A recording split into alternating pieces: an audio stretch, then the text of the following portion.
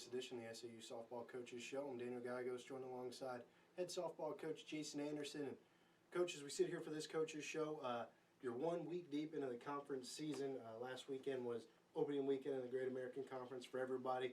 You were at home. You took on Oklahoma Baptist, newcomers to the Great American Conference. But when they were in the NAIA, had a history of fielding really good softball programs. So anticipate their transition to D2 to be a relatively smooth one in that sport. But on the weekend, again, your pitching stood out. You get 4 wins, all of them shutouts. Kimmy Beasley went the distance in 2 of them, picking up 2 shutouts en route to a GAC Pitcher of the Week honor. And then also Kaylee Garner, 1 shutout, but you took her out of the 5-inning game, get some other pitchers some work in there. Low-scoring games, but your pitching was able to carry and you got the offense when you needed to. Just sum up the weekend for us against Oklahoma Baptist. Great weekend in the circle. Like you said, if we tell my girls all the time, if we don't give up any runs, we're going to be fine. And that's what happened this weekend. I think Oklahoma Baptist had a good plan for us on the defensive side to our top hitters. You know, I mean, everybody can go and look at stats and see how everybody does, and they really kept the ball off the plate, and they didn't give them anything to hit and caused them to get anxious a little bit. But overall, like you said, we got the big hits we need them. Still scored plenty of runs. I think we scored 4 in the first, 5 in the second, 11, and then maybe 3 or 4 again. So, I mean, you know, the overall run production was fine. We just had to work a little bit harder to get them, manufacture some there. But when you get the kind of innings from our pitching that you've gotten in the circle, and I'm talking about everything from working themselves out of key situations with a 1st and 3rd and 1 out, then you get a big strikeout and a ground ball and things like that, which they've been able to do so far this year. That's the reason why we've been winning games, and that's the reason why we were able to sweep the weekend. You know, spinning things forward, your team 12-0 going into your second conference weekend. We've talked about how the 4-game slates within conference, not the easiest thing in the world to go out and get a sweep. So you're going on the road to Southern Nazarene, a team that in the circle, as we've stated, has been a big key to your guys' start. They've got a really good pitching staff, in particular top pitcher in Kayla Wyatt, who is leading the conference in strikeouts right now. So you got to figure you'll see her at least twice in the series, maybe more, depending on the situation coming out of the bullpen.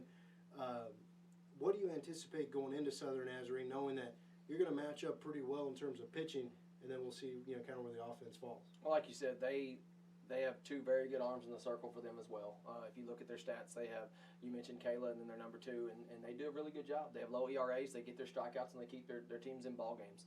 I think they are coming off a streak where they lost the last 4 games have been 1-run ball games for them. So that's flip side now that they're the home team, so you know how those 1-run ball games usually seem to be the favor of the home team. So we don't want to get in those with their pitching. I do feel like there's going to be some pitcher duels there.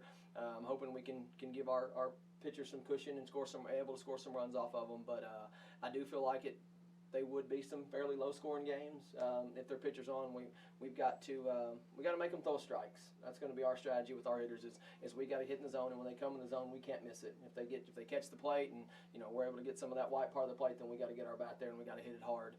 But I think it'll be a couple of the best arms that this conference has to offer is going against each other. So I like the challenge.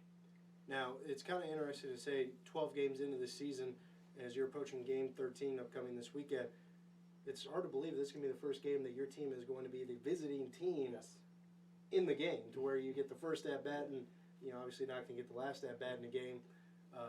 You haven't played all those games at home, but you're able to win the coin flips at the neutral side game. So has anything changed as far as kind of your approach to it, knowing that your offense is going out there first? Anything different, so. knowing that you haven't done it yet? No, I think it's just going to be something that, I mean, we knew at some point we were going to be visitors this year. Like you said, we've been fortunate to host of our first 12 games. We've had 10 of them at home, 2 of them in neutral, and we won the toss in both of those. And of course, we chose home. So I like the opportunity to score first. I don't like the opportunity to not get to bat last.